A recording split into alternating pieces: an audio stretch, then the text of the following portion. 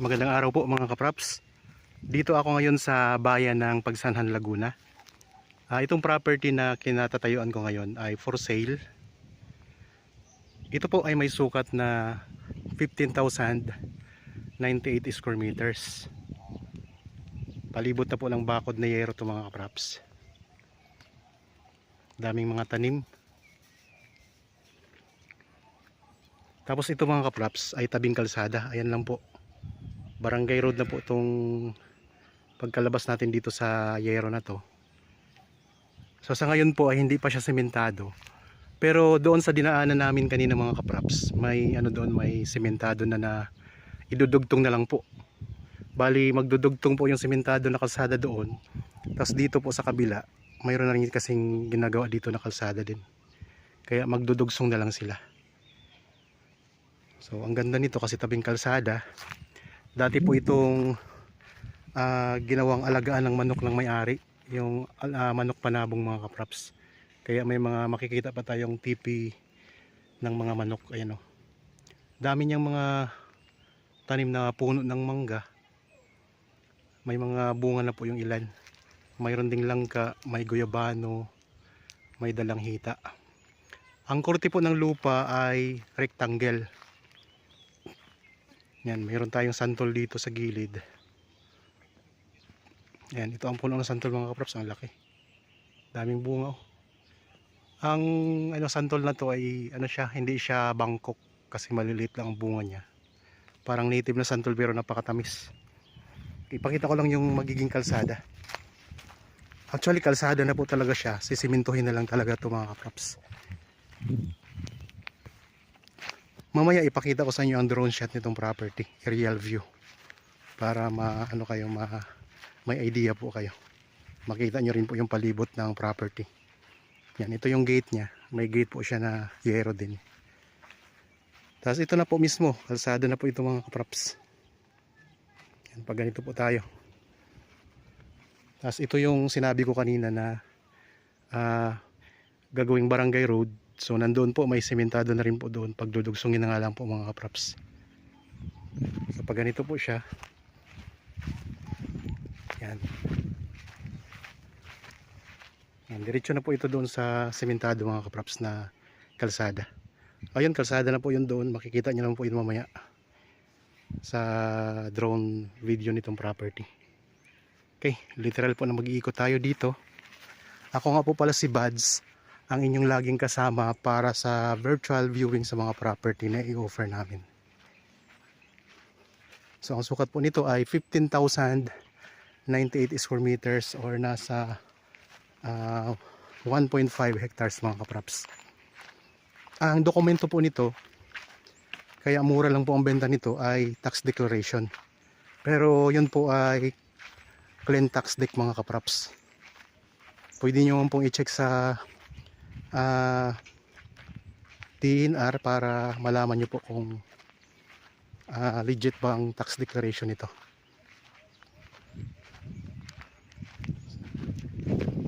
Pwede nyo rin pong i-check sa munisipyo para sa due diligence. Yan, ito yung pinaka corner ng property. Sa ngayon may alagang mga baka dito mga kapraps. Meron na ditong linya ng kuryente ha. Tapos ang tubig dito mga kapraps, dati po itong may water pump, deep well. So ngayon ay parang nasira na yata ang deep well, kaya kung gusto nyo pong magkaroon kayo ng tubig dito, pwede nyo pong ipaayos yung deep well mga kapraps o yung water pump. Mayroon ding puno ng sampalok. Ito mga baka. Yan, ito yung puno ng sampalok, tapos may guyabano.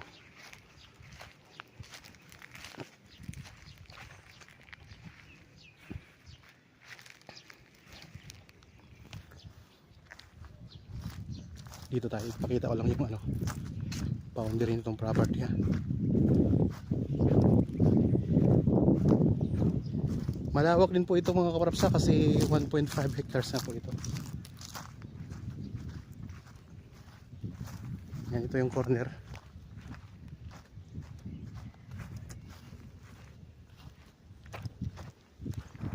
Ayan ang corner mga kaprapsa. kapraps. So ito yung frontage niya, magiging frontage sa kalsada. Yan, mahaba din po yan. Siguro mga ano yan mga kapraps, nasa 150 meters ang frontage.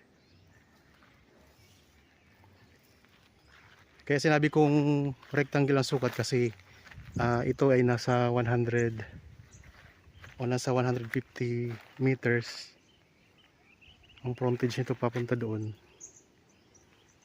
So dito naman po pataas, mula naman dito pataas, mas mahaba po siya kasi ang boundary nito sa taas, kasi may bundok tayo na maliit dito sa may likod ng property no? Hanggang doon po sa punong kahoy na yun mga kapraps. Yun yung punong kahoy na yun. Ayun po. Yan. Nagbablurred lang. So i-zoom ko na lang ha. Yan po. Hanggang dyan po sa punong kahoy na yan. Yan po ang boundary. Kaya mahaba po siya. Parihaba po ang ano nito, ang korte ng lupa. Okay. Ikot po tayo.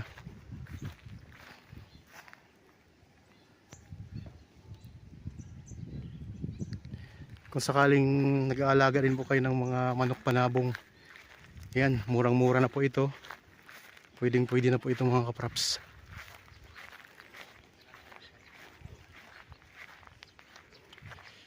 Kutin natin to ha. Ang ano dito, kasi konti na lang naman po ang disementado papunta dito. So kung sakaling gusto niyo ipasok ang sasakyan, pwede po ditong ipasok kapag 4x4. Pero parang pwede na rin po yung ibang sasakyan dito kasi di naman ganoon kalayo ang distansya sa sementadong barangay road. Yan ito, may ano dito, guyabano. Ito may hinog guyabano. Hinog na guyabano. Oh, yellow, dilaw na. Mayroon din palang bayabas dito mga kapaps.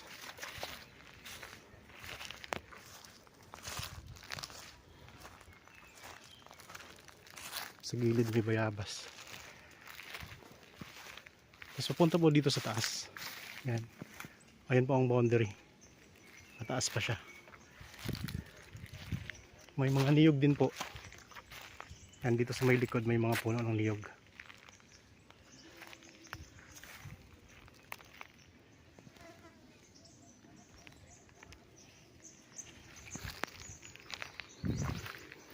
Hindi na tayo masyadong akyat doon mga kapraps. So kita naman natin dito. Diyan po sa may likod. Ito yung pinakalikod na ng property. Medyo pa slope siya dyan kasi mayroon gang maliit na bundok tayo dito. So pwedeng maglagay ka dyan ng ng rest house para mayroon kang overlooking view. Makita tayong konti. Mayroon ding puno ng papaya. May dalang hita din pala dito. Tapos mayroong langka. Ayan o. Puno ng langka. May mga tanim din na kawayan. Kaya kung magpapagawa kayo ng kubo, meron na kayong magagamit na kawayan dito. Yan sa gilid mga kapraps ng property.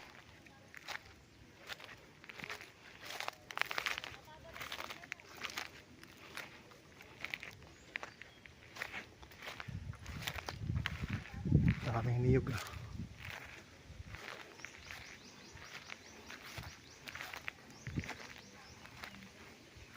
Yan, dito na tayo sa pinakalikurang bahagi mga kapraps ha. Medyo pataas po ito. Hanggang doon po sa punong kahoy na yon.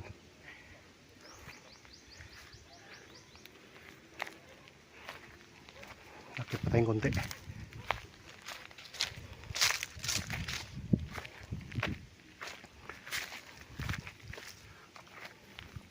Yan, mayroon ditong tinatayo na kubo.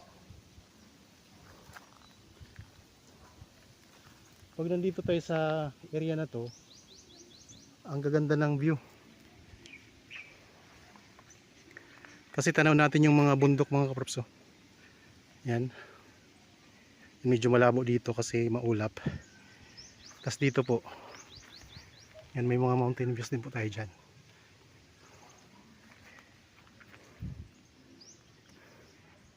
Tapos may punong kahoy dito na malaki. Ayan. Okay, ito na yung pinakalikod na area ng property.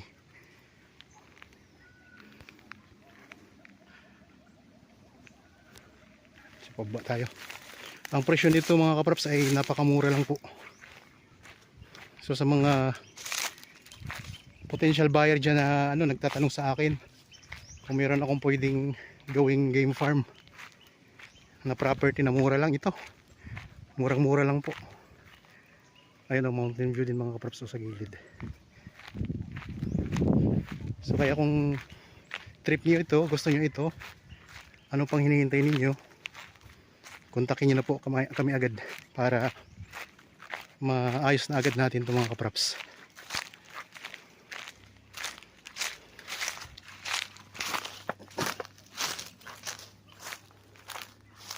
Dito naman tayo sa may bandang gilid ha.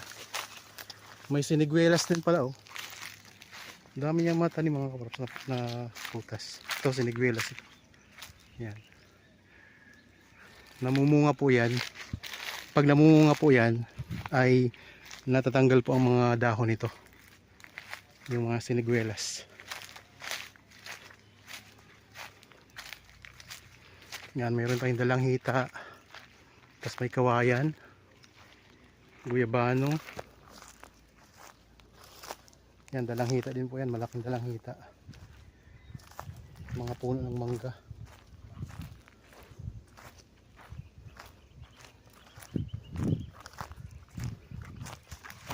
So, perfecto para sa mga mahilig mag-alaga ng mga manok mga kapraps.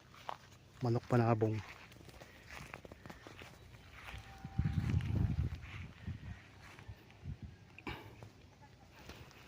Tapos tingnan yung lupa mga kapraps.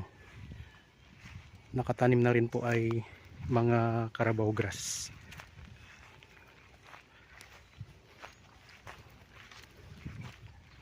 Patag ang lupa.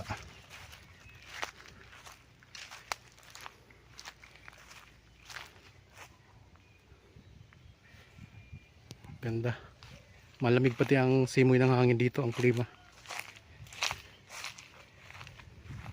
Yan, iniikot natin ang property mga kapraps ha.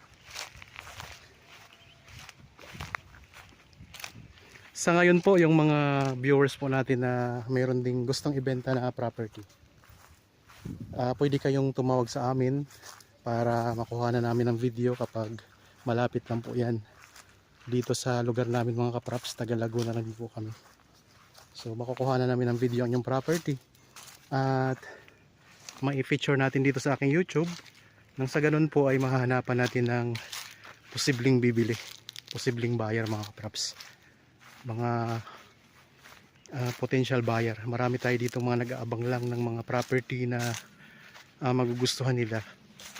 Once na makakita po sila ng ng gusto nilang property ay nakontak po agad yan sa amin.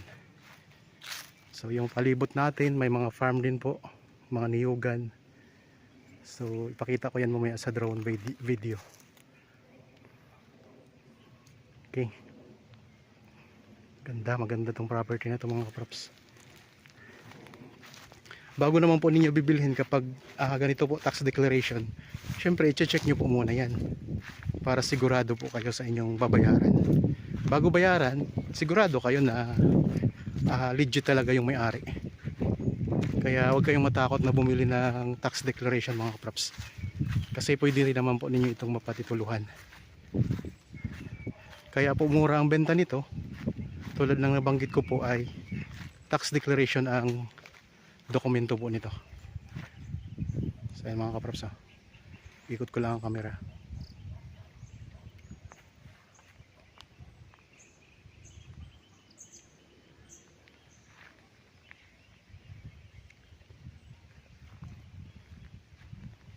Okay, ngayon po mga kapraps ay magpapalipad naman po tayo ng drone.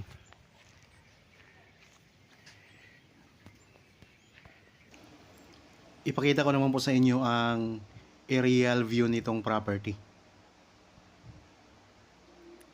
Yan, dito tayo sa may puno ng santol mga kapraps. So tanaw natin ang harap ng property Meron po siyang kaharap na palayan. So mula dito mga kapraps, makikita natin yung buong paligid dito.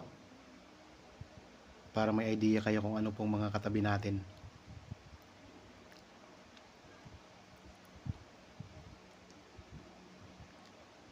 Yan, kita na natin dito yung gilid ng bakod mga kapraps. Yan po yung gagawing kalsada. Ito yung katabi ng property, isang farm lot din po.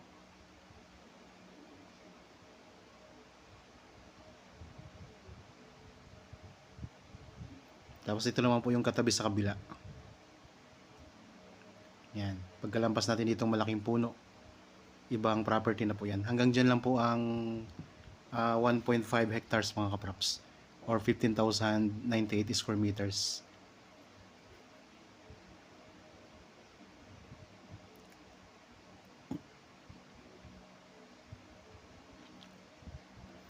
Yan, iyan ko lang po sa may harapan ang drone para makita nyo naman po ang sa likuran.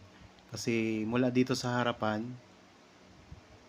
yan po ang ating mga katabi na property, mga palayan. Tapos meron din pong mga niyugan mga kaprops.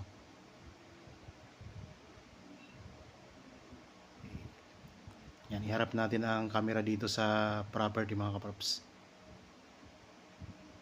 Okay, ito na po.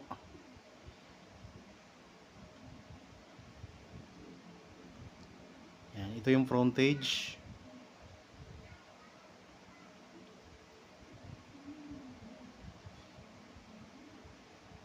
Yan, mula dito ipakita ko naman po yung likuran ng property.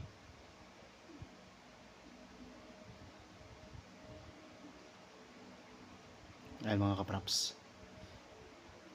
So tanaw natin dito ang buong property na.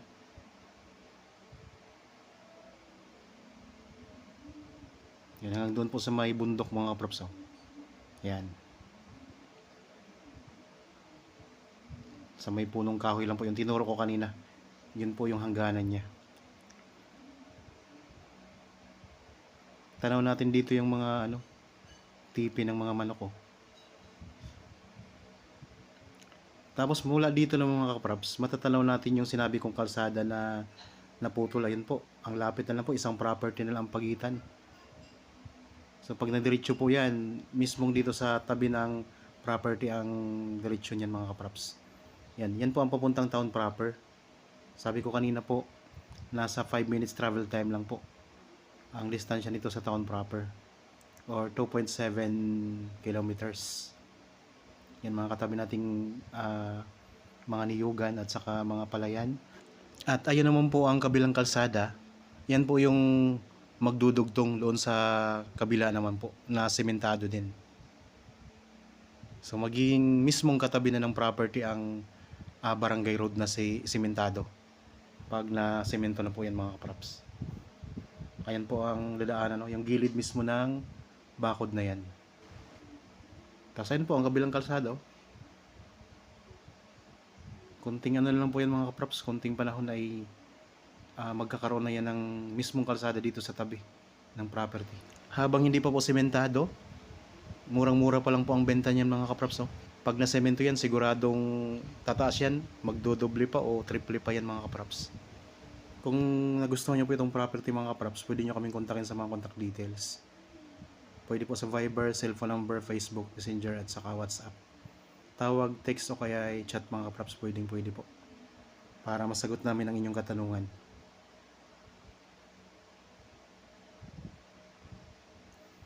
Okay, sana nagustuhan nyo po itong property na in-offer ko sa inyo ngayon.